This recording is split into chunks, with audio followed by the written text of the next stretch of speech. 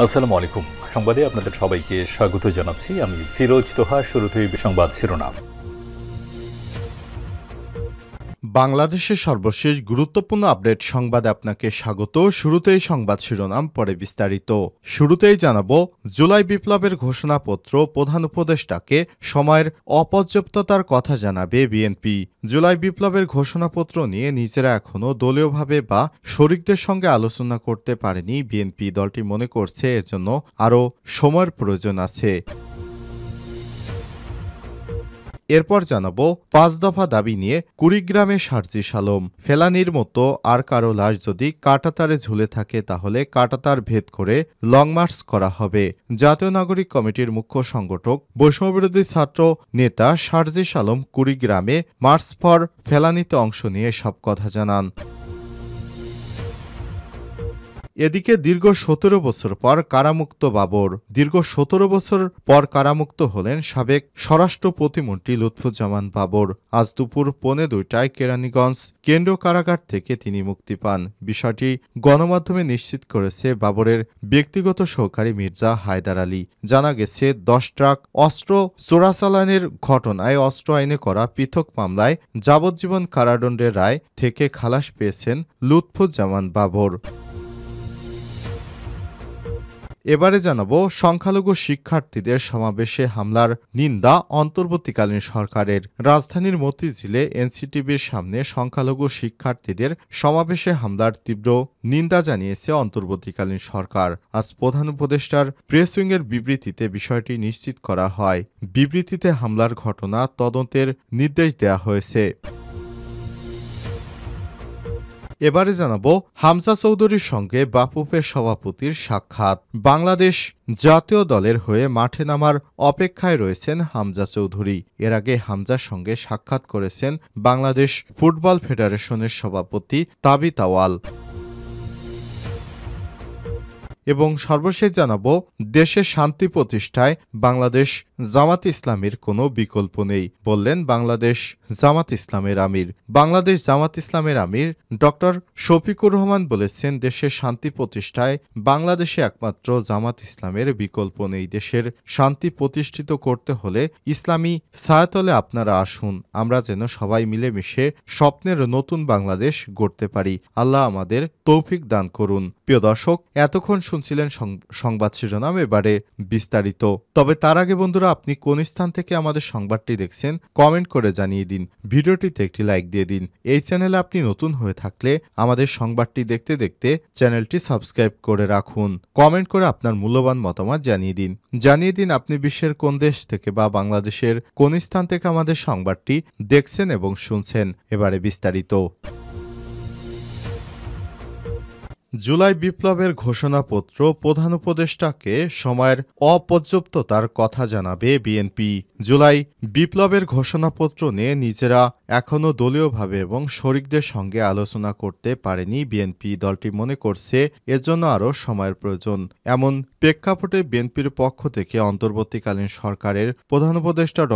মোহাম্মদ ইউনূসের সঙ্গে দেখা করবেন স্থায়ী কমিটির সদস্য সালাউদ্দিন আহমেদ। দলীয় সূত্র থেকে জানা গেছে, তিনি জুলাই ঘোষণাপত্রের বিষয়ে মতামত দেওয়ার জন্য সময়ের অপর্যাপ্ততার কথা প্রধান উপদেষ্টাকে জানাবেন। সে কারণে দলটি এই বৈঠকে জুলাই ঘোষণাপত্র নিয়ে কোনো মতামত দেবে না। জানতে চাইলে বিএনপির স্থায়ী কমিটির সদস্য ইকবাল হাসান মাহমুদ টুকু বলেছেন, আমাদের পক্ষ থেকে স্থায়ী কমিটির সদস্য সালাউদ্দিন আহমেদ প্রধান উপদেষ্টার সঙ্গে দেখা করবেন। এদিকে শরিক দলগুলোর নেতৃত্ববৃন্দের সঙ্গে যোগাযোগ করলে তারাও ঘোষণাপত্র নিয়ে সময়ের অপর্যাপ্ততার কথা জানান। ফ্যাসিবাদ বিরোধী যুগপৎ আন্দোলনের শরিক একটি দলের একজন নেতা বলেন, জুলাই বিপ্লবের ঘোষণাপত্র নিয়ে সরকারের তরফ থেকে তাদের কাছে মতামত জানতে চাওয়া হয়েছে, কিন্তু যথেষ্ট সময়ের অভাবে তারা এ বিষয়ে দলীয়ভাবে এখনও হোমওয়ার্ক সম্পন্ন করতে পারেনি, ফলে তারা বৈঠকে অংশ নিতে পারছে না। এর আগে বিএনপির মহাসচিব মির্জা ফখরুল ইসলাম আলমগীর বলেছিলেন, অন্তর্বর্তীকালীন সরকার একজন উপদেষ্টা মাহফুজ আলম সাহেবের কাছ থেকে ঘোষণার খসড়াপত্র পেয়েছি। তিনি অনুরোধ করেছেন এ বিষয়ে আমাদের মতামত জানানোর জন্য, কিন্তু একদিনের নোটিশে তার পক্ষে মতামত জানানো সম্ভব নয়। মির্জা ফখরুল বলেছেন, বিষয়টি এত বেশি সংবেদনশীল ও গুরুত্বপূর্ণ যে এটা একদিনের নোটিশে করা সম্ভব নয়। আমরা এ বিষয়ে আলোচনা করেছি, আমরা আবারও আলোচনা করছি। আমাদের অন্যান্য দলও আছে, তাদের সঙ্গে আলোচনা করতে হবে। শুধু তাই নয়, সংবিধান বিশেষজ্ঞ যারা আছেন তাদের সঙ্গেও কথা বলতে হবে, কারণ এই ঘোষণাপত্রের মধ্যে সংবিধানের ব্যাপারেও বহু কথা আছে যেটি আমাদের দেখতে হবে। গতকাল বুধবার রাতে প্রধান উপদেষ্টার প্রেস উইং থেকে পাঠানো তথ্য থেকে জানানো হয়, প্রেস উইং থেকে জানানো হয়েছে প্রধান উপদেষ্টা ডক্টর মোহাম্মদ ইউনূসের নেতৃত্বে অন্তর্বর্তীকালীন সরকার বৃহস্পতিবার বিকাল ৪টা থেকে সন্ধ্যা ৭টার মধ্যে ফরেন সার্ভিস একাডেমিতে জুলাইয়ের ঘোষণাপত্রের উপর একটি সর্বদলীয় বৈঠক আয়োজন করবে। ৫ দফা দাবি নিয়ে কুড়িগ্রামে সার্জিস আলম। ফেলানির মতো আর কারো লাশ যদি কাঁটাতারে ঝুলে থাকে তাহলে কাঁটাতার ভেদ করে লং মার্চ করা হবে। জাতীয় নাগরিক কমিটির মুখ্য সংগঠক বৈষম্যবিরোধী ছাত্র নেতা সার্জিস আলম কুড়িগ্রামে মার্চ ফর ফেলানিতে অংশ নিতে সব কথা বলেছেন। এর আগে বৃহস্পতিবার সকাল 10টায় কুড়িগ্রামে স্বাধীনতা বিজয় স্তম্ভে প্রেস ব্রিফিং করেন সার্জিস আলম। এখানে ফেলানি হত্যার বিচার, সীমান্তে হত্যা বন্ধ, সীমান্তে মরণঘাতী অস্ত্রের ব্যবহার বন্ধ সহ ৫ দফা দাবি তুলে ধরেন তিনি। এ সময় সার্জিস আলম বলেছেন, কুড়িগ্রাম সবসময় অবহেলিত জেলা। উন্নয়ন আর কোনো জেলা বৈষম্যের শিকার হবে না। আগামীতে বাংলাদেশে যারাই ক্ষমতায় আসুক না কেন, কোনো দেশ বা কোনো গোষ্ঠীর দালালি করতে পারবে না, করলে খুনি হাসিনার মতো পরিণতি তাদেরও হবে। এ সময় জাতীয় নাগরিক কমিটির যুগ্ম মুখ্য সংগঠক নিজামুদ্দিন, যুগ্ম আহ্বায়ক আতিক মুজাহিদ, কেন্দ্রীয় সংগঠক আবু সাইদ এলিয়ন, কেন্দ্রীয় সংগঠক সাকিব মেহেদী, বৈষম্যবিরোধী ছাত্র আন্দোলনের কেন্দ্রীয় সমন্বয়ক রিফাত রিদওয়ান সহ কেন্দ্রীয় সমন্বয়ক ও জাতীয় নাগরিক কমিটির কেন্দ্রীয় ও স্থানীয় সমন্বয়ক এবং শিক্ষার্থীরা উপস্থিত ছিলেন। এরপর জেলার নগেশ্বরী উপজেলার রামখানায় ফেলানির বাড়ি অভিমুখে লং মার্চ শুরু করেন তারা। লং মার্চকালে 4টি পথসভায় বক্তব্য দেবেন সার্জিস আলম। ১৭ বছর পর কারামুক্ত বাবর। দীর্ঘ ১৭ বছর পর কারামুক্ত হলেন সাবেক স্বরাষ্ট্র প্রতিমন্ত্রী লুৎফুজ্জামান বাবর। বৃহস্পতিবার দুপুরে পৌনে ২টায় কেরানীগঞ্জ কেন্দ্রীয় কারাগার থেকে মুক্তি পান তিনি। বিষয়টি গণমাধ্যমকে নিশ্চিত করেছেন বাবরের ব্যক্তিগত সহকারী মির্জা হায়দার আলী। মুক্তি পেয়ে তিনি নেতাকর্মীদের নিয়ে রাজধানীর শেরেবাংলা নগরের জিয়া উদ্যানে বিএনপির প্রতিষ্ঠাতা শহীদ রাষ্ট্রপতি জিয়াউর রহমানের কবর জিয়ারত করবেন। এরপর গুলশানের বাসায় যাবেন বলে জানা গেছে। গত মঙ্গলবার চট্টগ্রামে আলোচিত ১০ ট্রাক অস্ত্র চোরাচালানের ঘটনায় অস্ত্র আইনের করা পৃথক মামলায় যাবজ্জীবন কারাদণ্ডের রায় থেকে খালাস পেয়েছেন লুৎফুজ্জামান বাবর।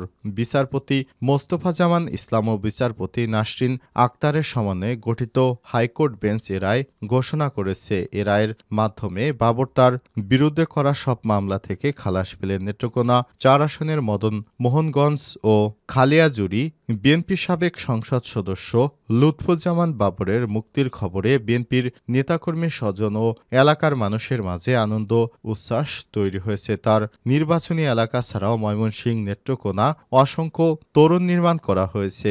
নেতাদের মুক্তির খবরে এলাকা থেকে দলে দলে লোক ঢাকায় আসছেন। ২০০৭ সালের ২৮শে মে আটক হন লুৎফুজ্জামান বাবর। এরপর তিনি বিভিন্ন মামলায় তার দণ্ড হয়েছে। এর মধ্যে ২টি মামলায় তার মৃত্যুদণ্ডাদেশ হয়। এই একটিতে দেওয়া হয় যাবজ্জীবন কারাদণ্ড। তবে গত বছরের ৫ই আগস্ট ছাত্র জনতার অভ্যুত্থানে আওয়ামী লীগের পতন হওয়ার পর এসব মামলার আপিল শুনানি শেষে একে একে খালাস পান বাবর। এর মধ্যে গত ২৩শে অক্টোবর দুর্নীতির মামলায় ৮ বছরের দণ্ড থেকে ১ ডিসেম্বর ২১শে আগস্ট গ্রেনেড হামলার মামলা থেকে খালাস পান তিনি। ২১শে আগস্টের হামলায়ও বাবরকে মৃত্যুদণ্ড দিয়েছিল বিচারক আদালত।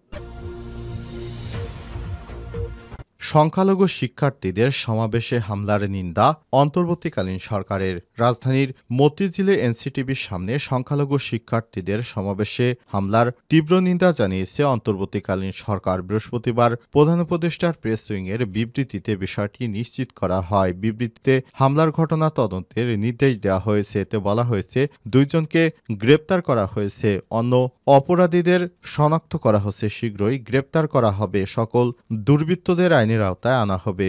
বিবৃতিতে আরও বলা হয়েছে, জুলাই গণ অভ্যুত্থানের প্রকৃত চেতনায় আবিষ্ট হয়ে সরকার দ্ব্যর্থহীন ভাষায় পুনর্ব্যক্ত করে যে বাংলাদেশের জনগণের সহযোগিতা, জাতিগত বিদ্বেষ ও ধর্মান্ধতার কোনো স্থান নেই। সরকারকে সতর্ক করে যে কেউ সম্পত্তি, শান্তিশৃঙ্খলা ও আইনশৃঙ্খলা রক্ষাকারী কার্যকলাপে জড়িত থাকলে বৈষম্য ছাড়াই কঠোর পদক্ষেপ সম্মুখীন হবে।